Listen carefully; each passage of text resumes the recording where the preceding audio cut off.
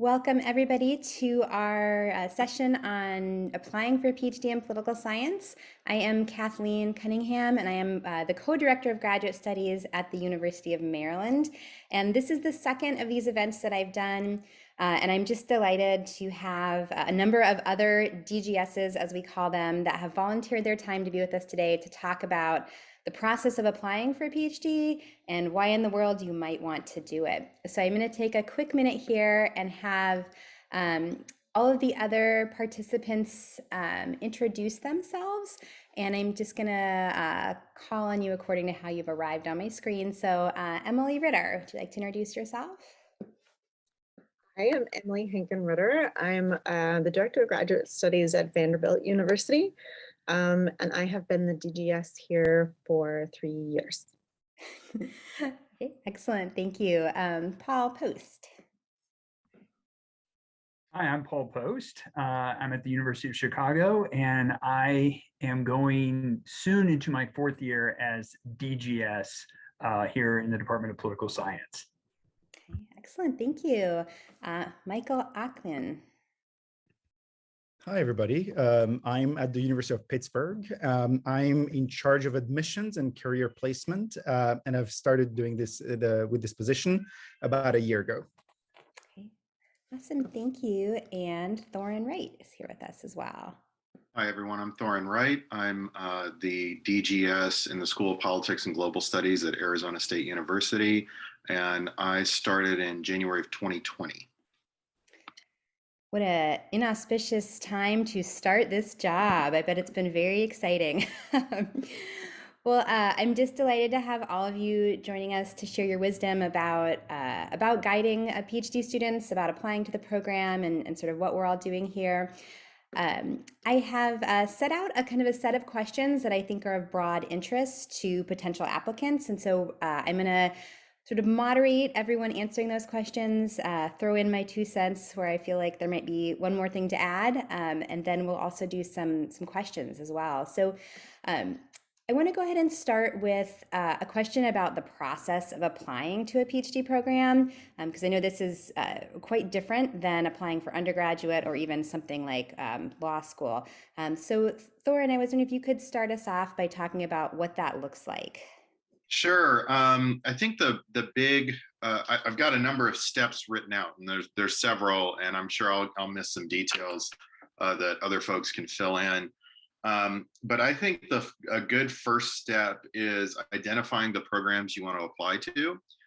Typically, this is not as broad of an application process as some folks might do for college or for law school or something like that, for instance. I typically recommend to undergrads to try and identify somewhere between 5 and 10 schools. And that 10, I think, is kind of a lot. And I think the reason is that you shouldn't just identify programs based on something like a US News ranking. Those are useful for kind of identifying maybe the scope of schools you want to look at the broadest set, but there are schools that are ranked, say, 50th on US News ranking that have a lot of really good strengths in particular areas and might be a really good fit for you depending on your research interests. And so I don't know if those using something like a ranking system is a particularly good way to identify which programs to apply to. I think it takes a little longer, but really the question to ask yourself when you're applying for which schools you want to apply to is, who does the work that you find the most interesting? All right, whose work is it that you want to emulate when you're doing research on your own?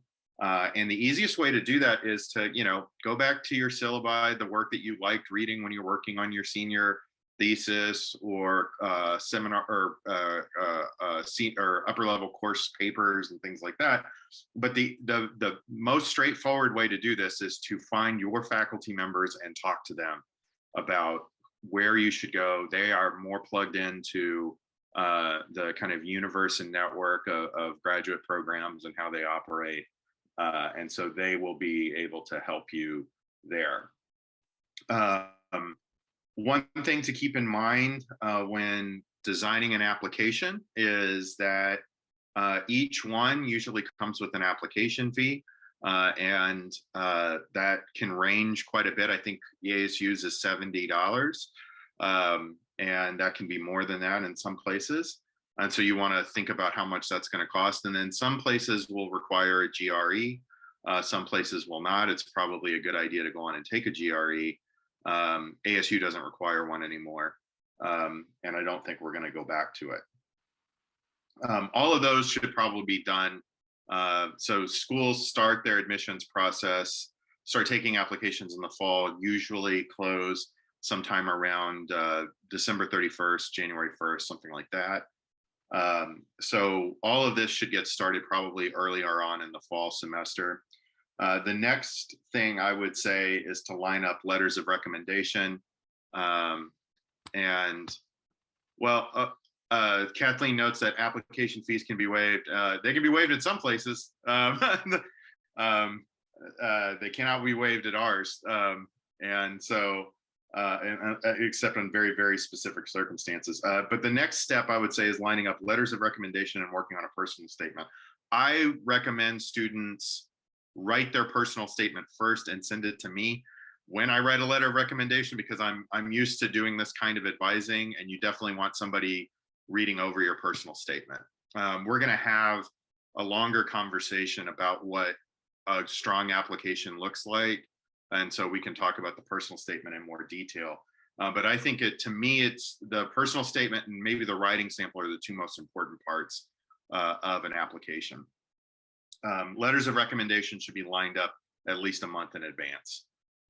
Just as a general rule of thumb, faculty tend to forget and need to be reminded about things quite a bit.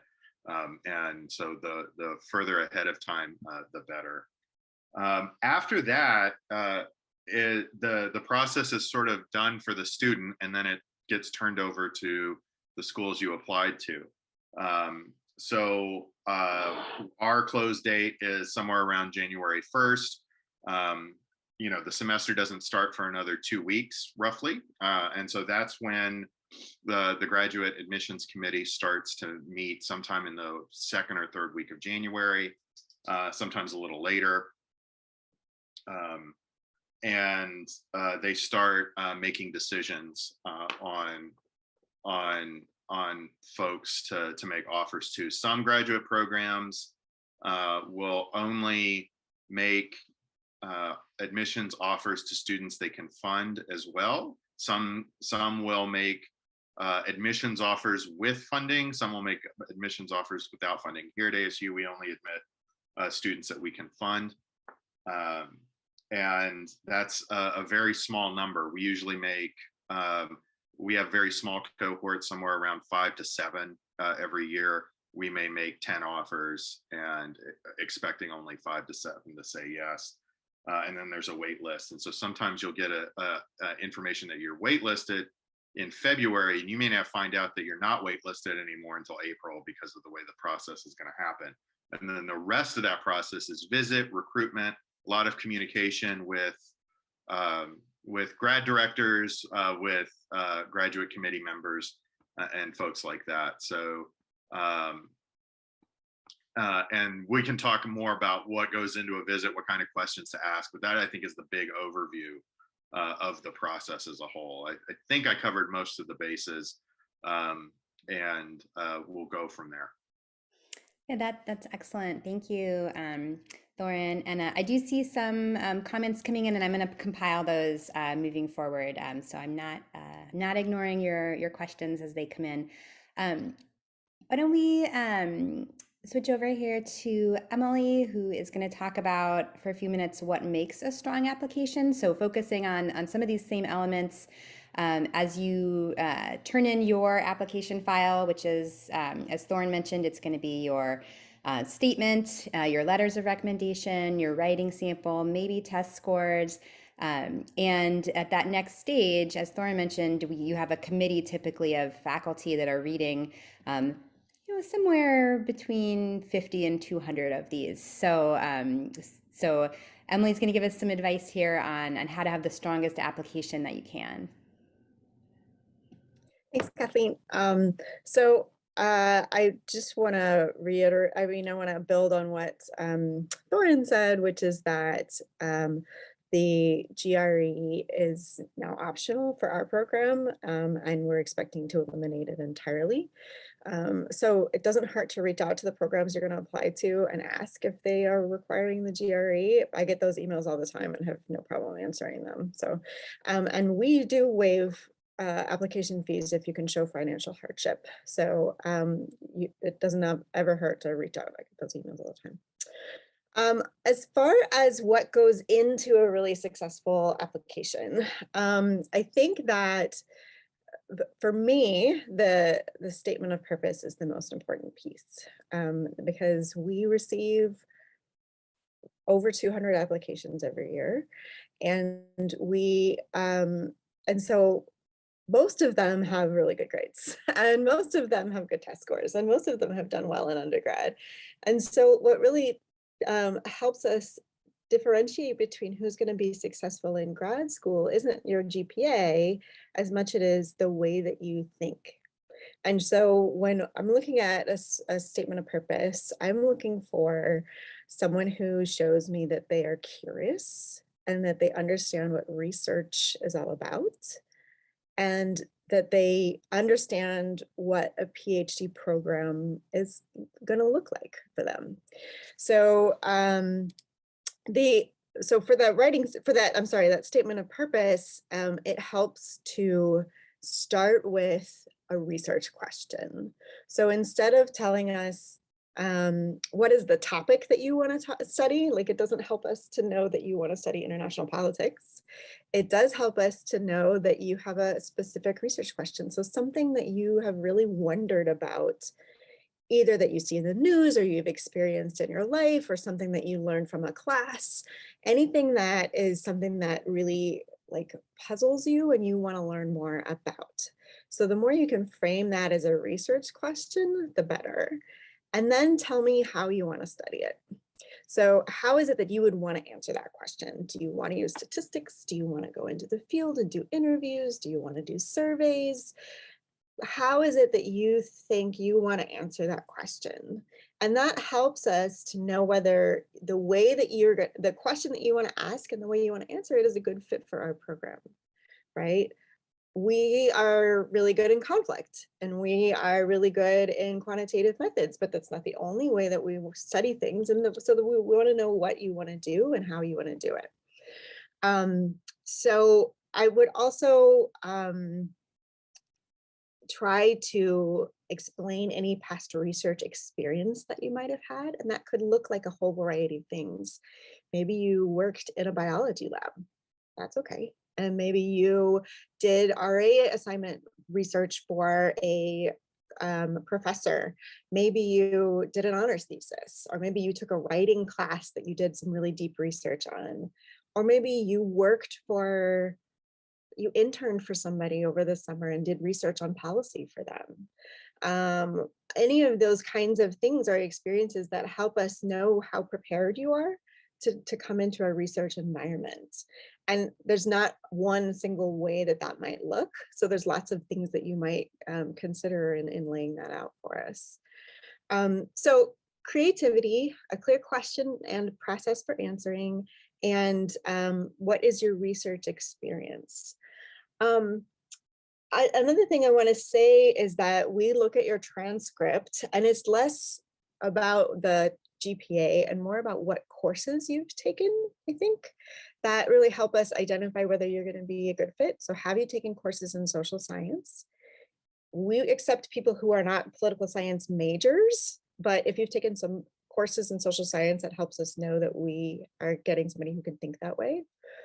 And also if you've taken courses that are quantitative of any type. So if you've taken a math course, if you've taken an econ course, if you've taken physics or any other science course that tells me that you know what equations look like and can solve them, those kinds of things are also really helpful. So again, you don't have to take statistics and political science, but if you've taken anything that can tell me that you have some quantitative brain, that's going to help us for our program. Now, if you are applying for graduate programs that are more qualitative, then show that, like show that you've done research in the social sciences, or that you have experience working to collect interviews or surveys, or that you've done some in-depth analysis of interviews or case studies, that kind of a thing. So whatever it is that you are applying for and the way that you want to apply for it, the way you want to do it in graduate school, then having courses that kind of align with that trajectory are helpful.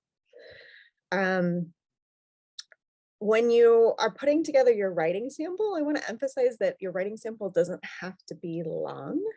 It does need to show that you asked a question and answered it creatively, and showed that you read the literature, read the scholarship in that topic area, right? So we're more looking for your ability to do research and answer it kind of scientifically than we are about whatever the topic might be, or the length or anything like that. So if you are so if it's from another major, that's okay. If it's telling me that you know how to research and you know how to write it up, that kind of a thing. Or maybe it's a policy briefing that you wrote for somebody, that would work too. Now, other places might have different preferences, but I take a very broad look at what, your ability to show me that you are creative and can think critically and have interest in political science. I think that the last thing I would say is that your letters of recommendation should probably be from professors. If you want to include one from your internship supervisor or somebody that you worked for, that would be okay, but they don't tell us as much as academics can tell us about your skills for graduate school. Like, we want them to tell us not how smart you are, but how able you are to take on PhD level courses in political science. And professors are better at writing those letters than supervisors are. I would ideally like to see one from a political scientist, but that's not required, I think. So yeah, I think that's most of it. If anyone has anything else, please bring it up. But that's the general ideas that I had today. Thank you, Emily. I wanted to give the other panelists also a chance to jump in on this, and I will start just by adding one thing that I think about as I read all these applications that I think just kind of delves a little bit more into what Emily has said about the question part of the statement, asking a question or letting us know what your research questions are. And that is to try to ask the question the way a social scientist would.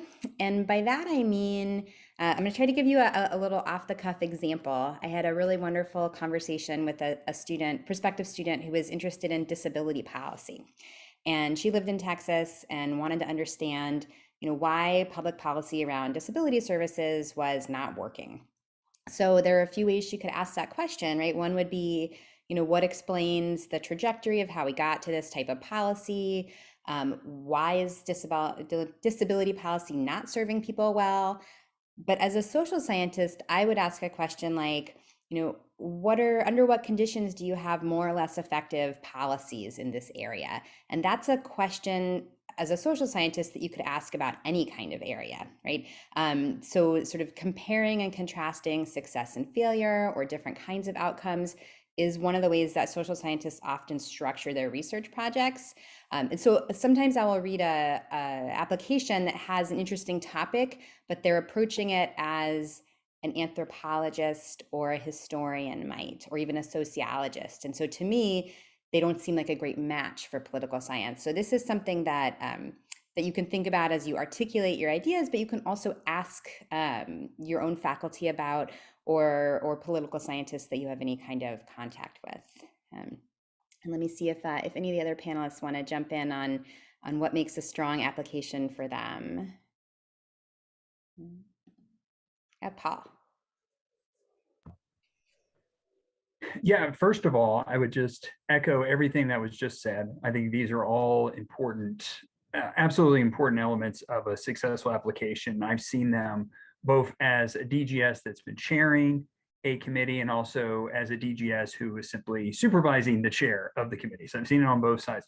One thing that I think is worth bringing up, and I'm actually very curious to hear what my colleagues on this call or on this in this event think about this, is a trend that I've noticed over the past few years, and very much was in the fore this year, is the increasing number of applicants who have a master's degree. That it used to be that probably less than 50% had a master's degree. The past few years, it's now in the order of like 70%, to where essentially it was very rare for someone without a master's degree to actually be offered admissions into our program. And I think that's not to say that it's impossible, but the question becomes, why is that? Well, I don't think it's because the master's degree is some sort of screening device that we're like, oh, okay, you got to have a master's. It's that the master's degree, students with master's degrees tend to have better quality in the other elements that Emily talked about, right? They're better able to craft a statement of purpose. They understand, they have better maybe connections with a faculty member who can write letters of recommendation. They've had this research experience. They've written an MA thesis. They may even be involved in a lab. And we see this actually very much so at the University of Chicago because of our CIR master's programs, where we'll have students who come into the program who weren't successful in getting into PhD programs, but they're very successful after the master's, but it's not, again, because of the master's or the signal or anything, it's because they're now able to produce better quality in the other elements. And so that's something that, again, I've noticed, and I'm curious about what my colleagues in this event have also noticed in that regard.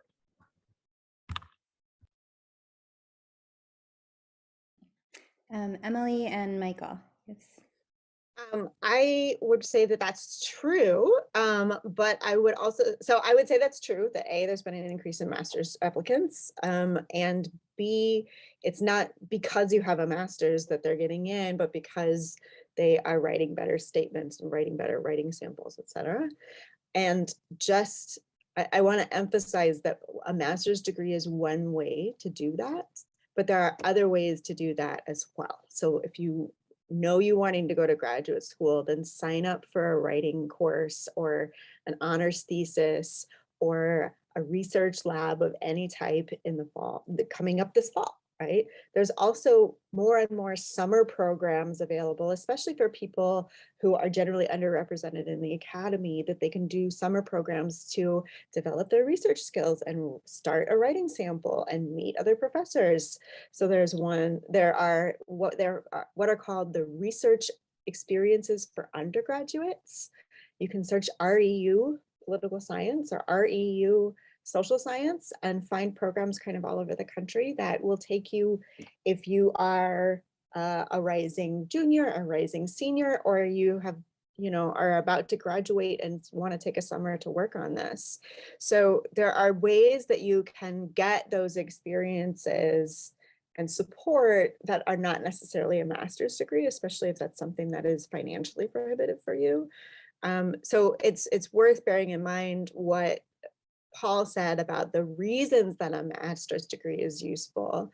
And maybe that's something that you want to do, or maybe there's other ways that you want to get that same experience. Thanks, Emily. That's excellent advice on the summer programs and on even just working for one faculty member in your university. If you're still in school, you can often do an independent research with faculty and just get your hands dirty with some research. Michael, sometimes your school will have, sometimes your school will have money to pay you to do research in the summer for a faculty member. So look for that. Absolutely. Michael. Yeah. I just want to kind of echo on this is one way to think about it is for the students in the audience, right, is that it is almost like a blind date, right? We don't know you, but we are going to possibly commit hundreds of thousands of dollars over several years to you, right? So, the conversation about masters or all the other things that were said is partly about a way to tell us that you know what you're getting into. You will be satisfied and happy here. You will be fulfilled in our department. And you will do great, right? So when you work on these different components that people have been talking about for your application, think of it as a way to reduce some of the uncertainty that around your file, right? Kind of nobody has a perfect, or, well, I guess Emily was saying there are perfect files, but it's about kind of telling us a bit more, just to reassure us and tell us, well, there's possibly a home run in this file, but there is, the person knows what he or she is getting into, right? And I think it's perhaps a way, whether you're hesitating for a master's or not, think about it in these terms, right? What do you think will reassure somebody on the committee to say, hey, that person knows what they're getting into and they will do great. And that may also help for decisions about how to spend your summer, doing these research experiences and so forth and so on. Thank you, Michael. I think this is a good transition point to talk about funding and the way that this works for PhD programs. And Paul has, well, I would say he offered to talk about this, but I did just assign it to him. So Paul, if you would take the lead on describing the basic funding model for most PhDs, which is similar across institutions.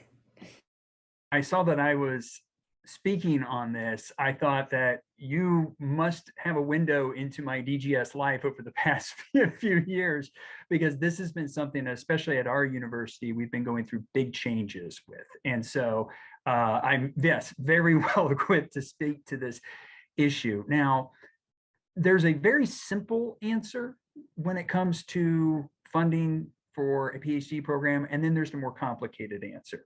So the very simple answer, and I've heard this many times, I also say this to students, is you do not pay for a PhD.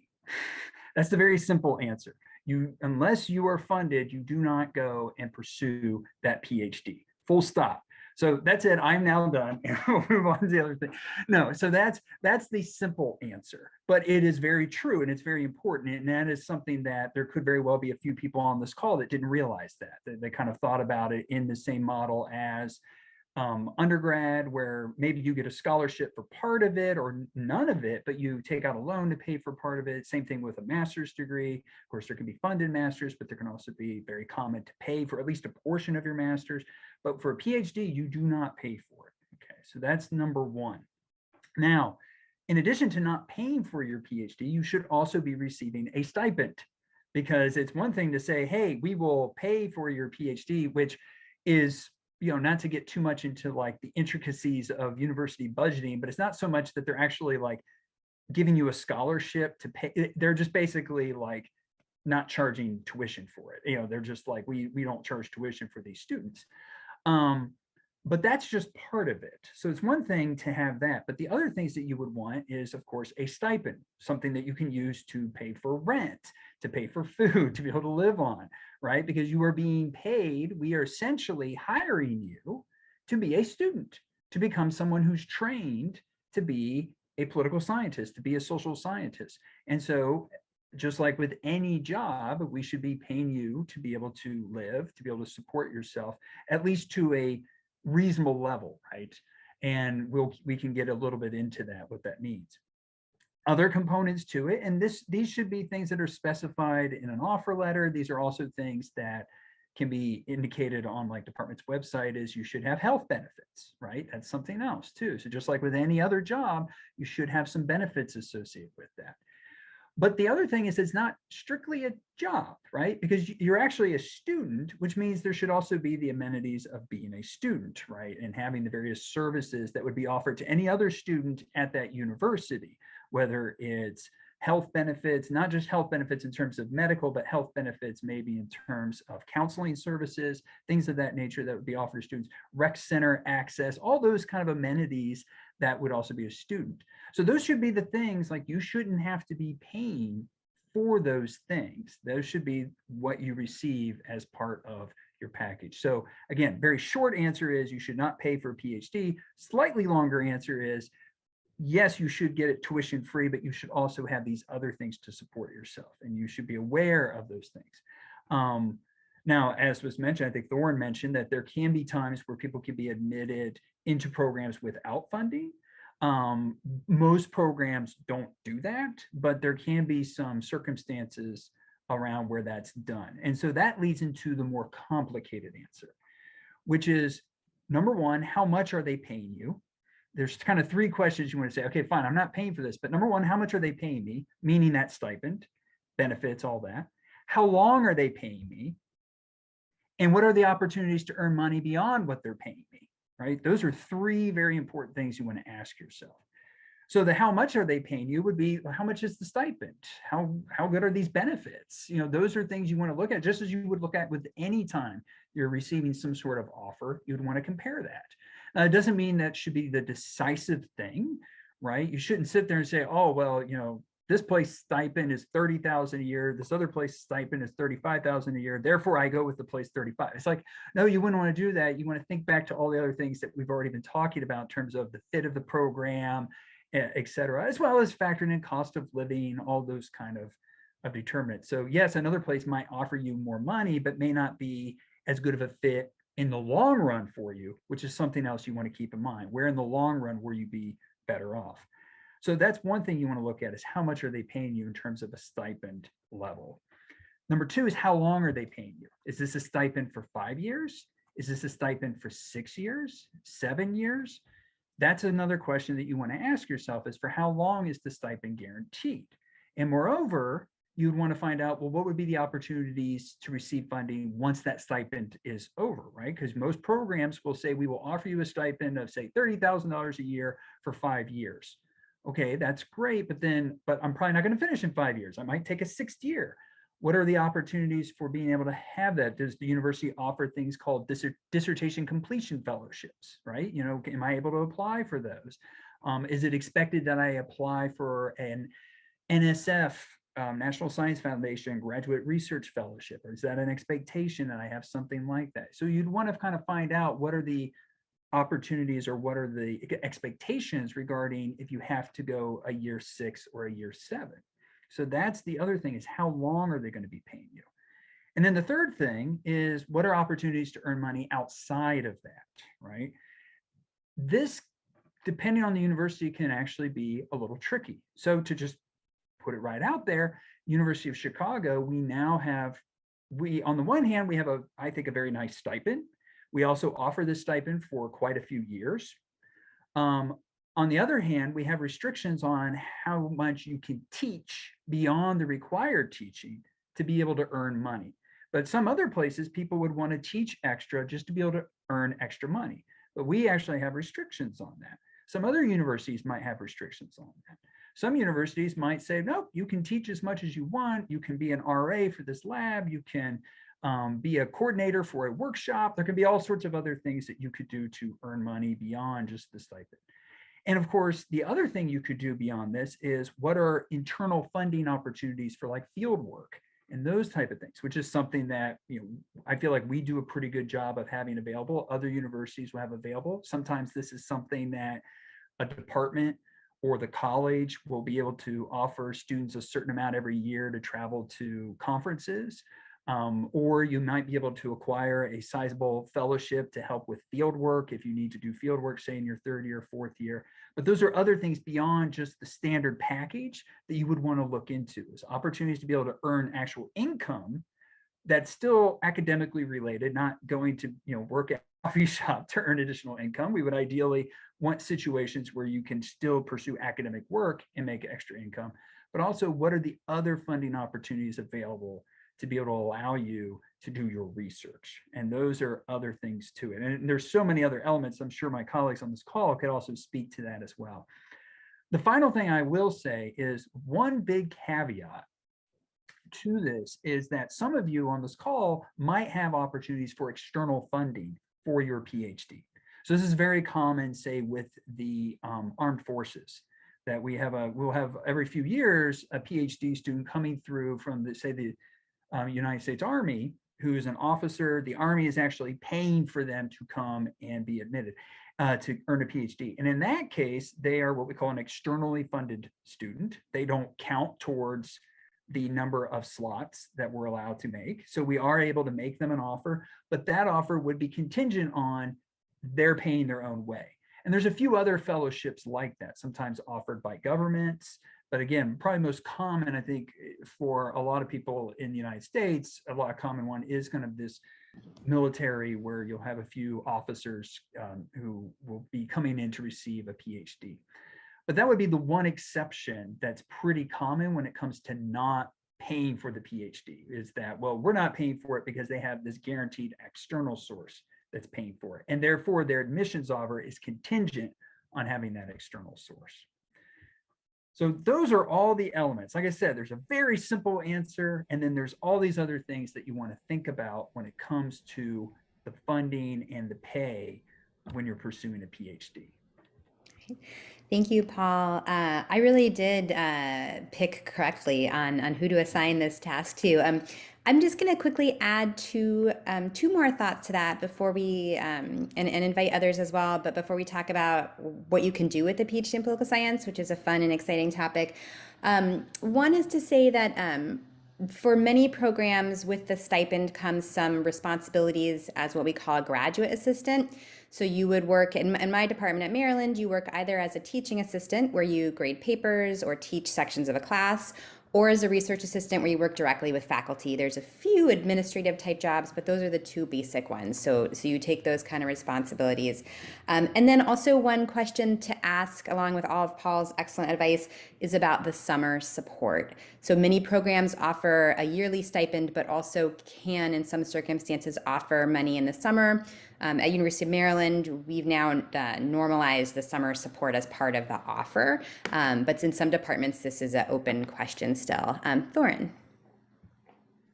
Thanks. One thing on the stipends to keep in mind is the cost of living in the place in which you're admitted. So depending on the size of the stipend, but it may or may not actually be more. So the 30,000 in Chicago would not go as far as 20,000 probably in, like, I don't know, Champaign, Illinois, or someplace like that, where the cost of living is quite a bit less. So those are things to keep in mind, especially if you're an international student and you're trying to figure out US cost of living adjustments and things like that. That's worth looking into. I noticed that everybody, I think, on this call is basically in an urban area. And so we may not be the best people to speak to this. Like, ours is, our cost of living in Phoenix has gone up quite a bit recently in the last couple of years because of the housing market. And that's actually presented quite a few challenges for us in terms of our recruitment. It's come up in ways that it hasn't in this year, in ways that it hasn't in past years.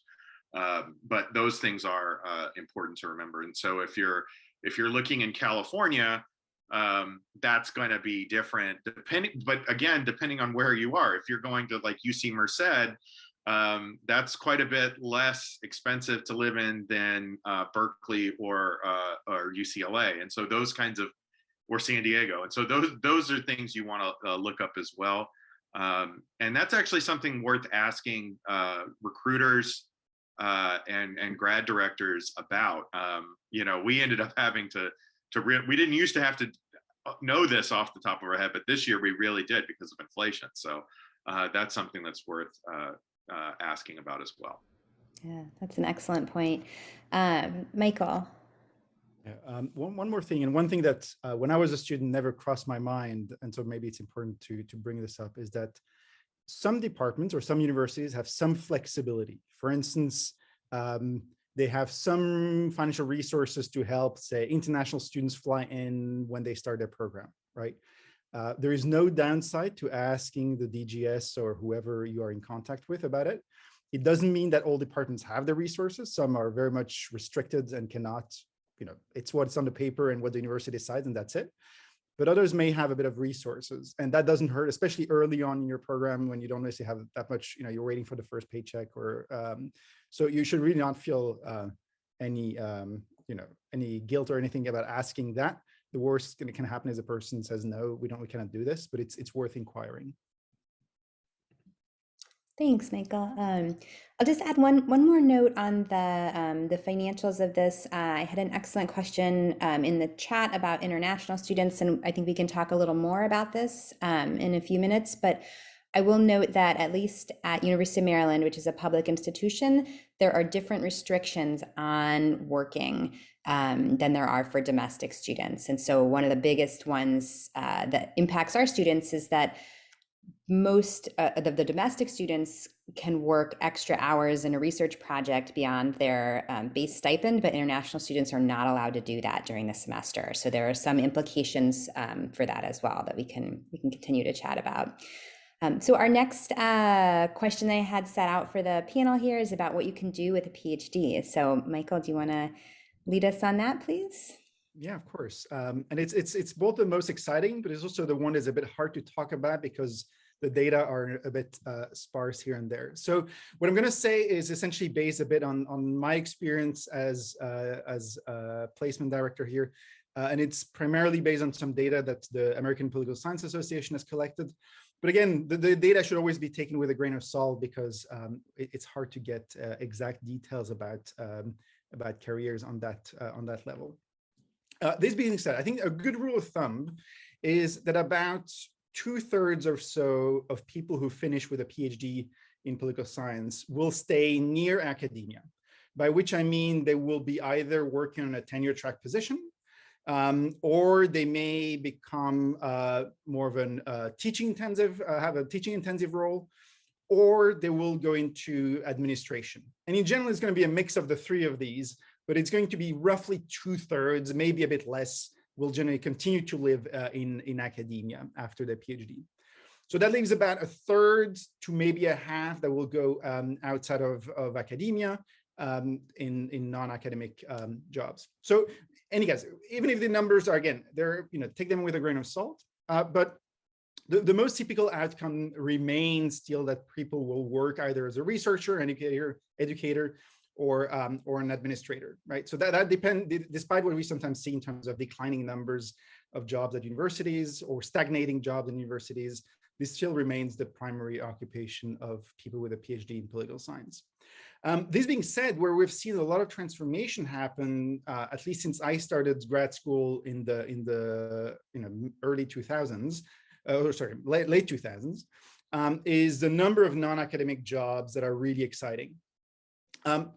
I would suspect that historically the most common type of job was in government. Here I can rely on experience in our department. We have placed people in foreign affairs at the State Department or in national security at the Department of Defense for US-based or US citizens. For foreign students, they have often gone in equivalent offices around the world, right? So this has still remained, historically speaking, one of the most typical non-academic jobs that people have taken. The second is the private sector job. And I think that's where things have really changed a lot over the last 10, 15 years. Now, there's always been a sizable number of people who have gone into the private sector job. And this was often perhaps done on the basis of the kind of skills that people acquired at universities. It used to be that many departments had a language requirement skill, right? And so you would have area specialists that would work in, that would bring these competence to the private sector position. But again, over the last 10 years, we have had really a growth in terms of students acquiring more technical skills, not necessarily quantitative, but also qualitative, that have allowed them to get the interest of jobs across in the technology sector.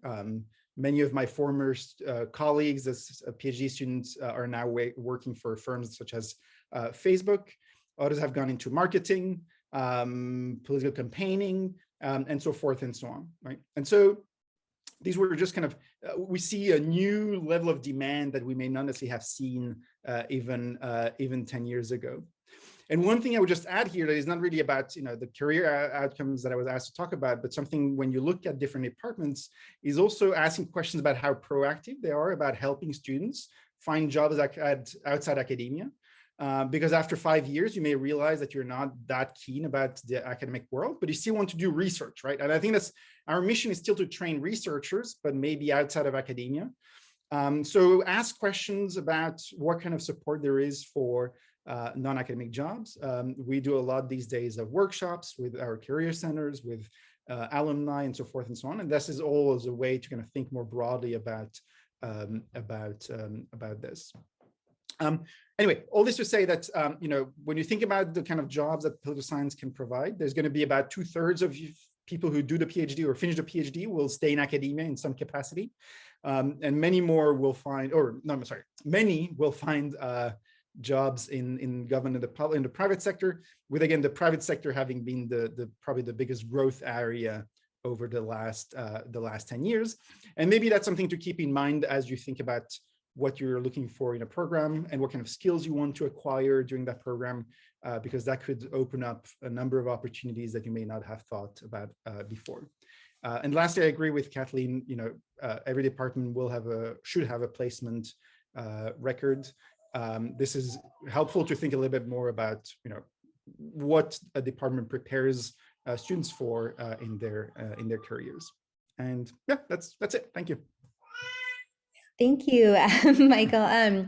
I think it's an excellent description of sort of where PhDs are going now in political science, that there are a lot of options available. And I'll say in the area that I live in the DC metro area, it's just the skills you're going to acquire are really in high demand in a lot of different parts of industry in the public sector. I did recently, I'll just share briefly, I did recently have an alumni panel for Maryland students to come back and talk to our current students that were all of these graduates were in what we called the alt academic career path. So none of them were in tenure track positions. All of them had really interesting stories about the ways that their research continued to develop, and a lot of enthusiasm for taking different pathways, and also great advice from them to our current students on how to think about your skill set development in the program. So that's just one example of the type of program that departments might have. As Michael said, ask what they do to help prepare you to have all your options open when you're finishing your degree. So something like that, discussion with alumni, or some more intensive discussion about the different options available. Okay, so I have as our last discussion point here is sort of other advice for applicants. This is what I've asked everyone to talk about. So I want to open it up for other advice, and then as we do this, I'm going to also just throw out 2 points, questions that came up as we can hopefully incorporate these. One is a question from someone who did not get into their preferred program this year, but is thinking maybe to try again. My quick advice is absolutely apply again. Certainly, particularly if you were waitlisted, you have a shot for the next cycle. And then if you have any particular advice or differences in advice for international students, as we think about that. So Thorin can lead us off. Sure. One thing I wanted so we've gotten a lot of advice about funding and things to ask, and all of those questions are really important. But and cost of living is a major concern because you are doing a 5+ year commitment in all likelihood. But I think a greater concern is not just some raw number of funding over a year, but rather, is this a place I want to spend 5 years plus, and are these the people I want to work with? And I think that fit and the kind of the professional culture of the place, the meeting other students, all of these other things are really important things to take into consideration, because the biggest impediment to, I think, finishing and being successful with a PhD is not can you do the work. Everybody who gets in, we think, has the capacity to do the work. It's the level of commitment at the end part in the dissertation phase, and I think that a place, whichever program you end up in, the kind of mental support, kind of career support that you can get is the sort of intangible stuff. It's not stuff that you can necessarily find out on a website, and it's not necessarily stuff you can find out except through asking people questions during recruitment, I think, to get a sense of it. And that can matter quite a bit. So some programs, so for some students, a big, big intellectually competitive environment may be a really good place for them to do their very best. But for others, a smaller program, and these will vary greatly in size. So our program is maybe, it tops out some years, maybe 30 total PhD students. The one I went to grad school in was about 60, and that was about a medium-sized program. I've heard of some that are over 100. And depending on your learning style, your communication style, these may be different in terms of fit. So those kinds of things, I think, matter as much, if not more, than things like funding and stuff like that. I mean, absolutely, you need funding. There's no doubt about it. You cannot do this without it.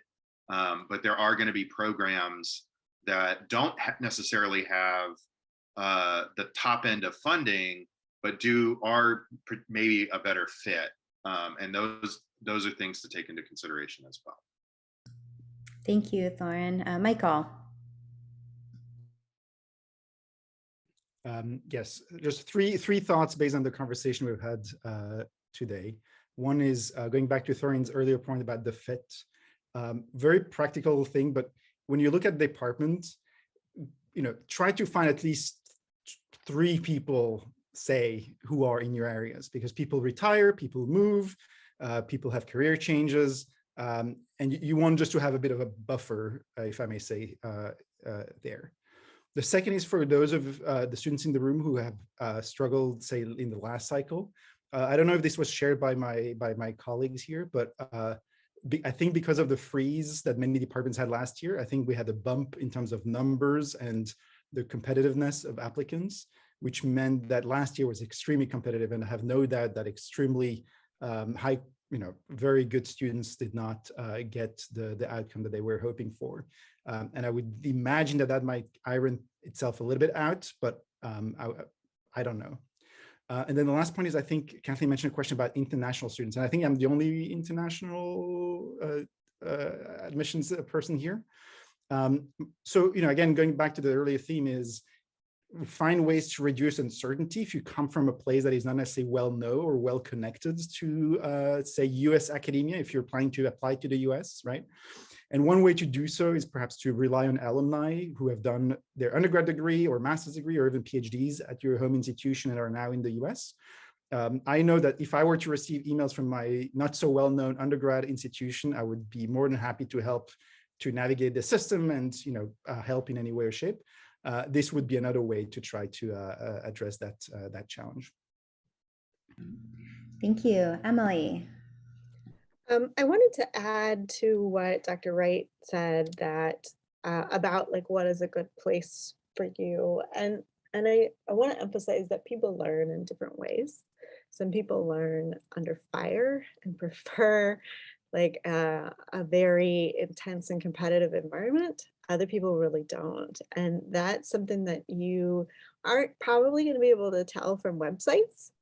But it's all the more reason to apply to multiple places in the way that Dr. Wright suggested, because that way, if you get into a couple, you can decide among them. Because in my experience, graduate school is hard. PhD studies are hard, but they can also be kind, and not every place is like that. And so it's worth getting to know a place that once you get in and have some options in front of you.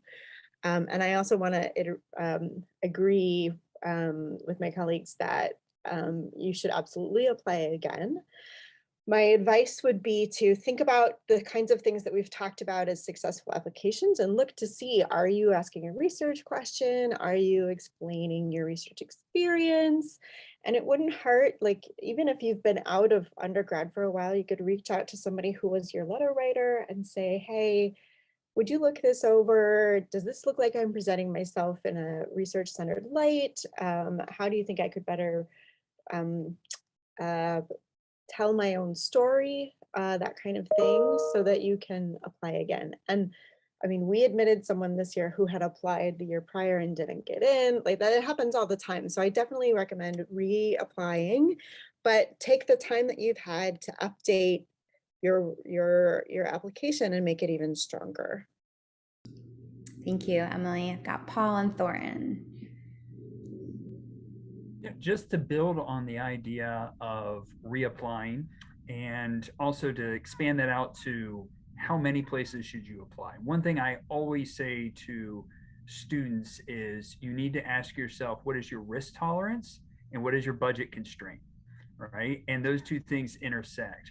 And what I mean by risk tolerance is, are you in a situation where you have to get into a PhD program the following year, maybe for a variety of reasons? If that's the case, then you're going to want to apply more broadly, right, to even more programs. Again, maybe not at the level of how many places you applied to as undergrad, though it kind of depends. I didn't apply to that many places when I was undergrad. I applied to more places for my PhD.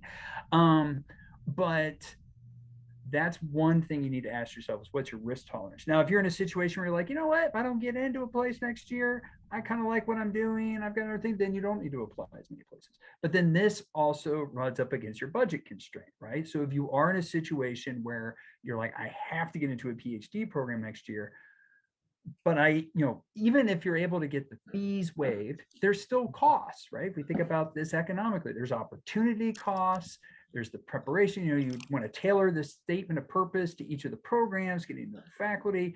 Do you want to send 40 of those type of applications out?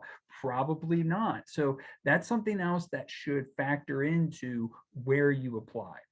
But on that note of risk tolerance, one thing that I always, and for some students, this is like a revelation to them, but I tell them that, like, look, I waited 5 years before I went to a PhD program. Like, I think some people think, oh, you go straight from undergrad to master's to the PhD, and that's what you do, and it's a linear path. And it's like, no, it can actually be, you can go do something else for a while and then come back. So that's something else. And by doing that other thing might actually put you in a better spot to be more competitive the next time. So I think that's another thing to factor into that risk tolerance, is be like, you know what, it would be okay if I went and worked for this research firm for 5 years. I mean, that would be great. And that would actually better position me for this. So I just wanted to make sure that that point was out there, because I'm sure that's something that folks on this call are trying to consider. Yeah, thank you. Thorin. Yeah, I absolutely agree with everything that Paul just said. And it just as an aside on the reapplication thing, we also did admit someone this year who had applied last year, and very happy that they're coming.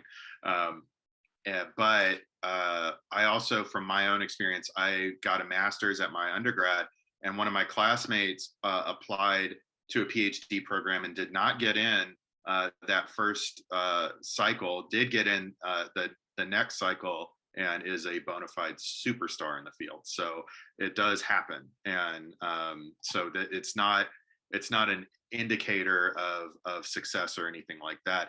We just, year to year, the cohort fit may just dictate that the cohort is small that year, or it's or it leans one way or another. And it's certainly, admissions are just not a perfect system at all. Yeah. Just a quick note on the fit issue. I think this is one thing that's very challenging to see from the outside, is that as we read applications, we think about your research interests and the research interest of the current faculty and how many students they are already supervising.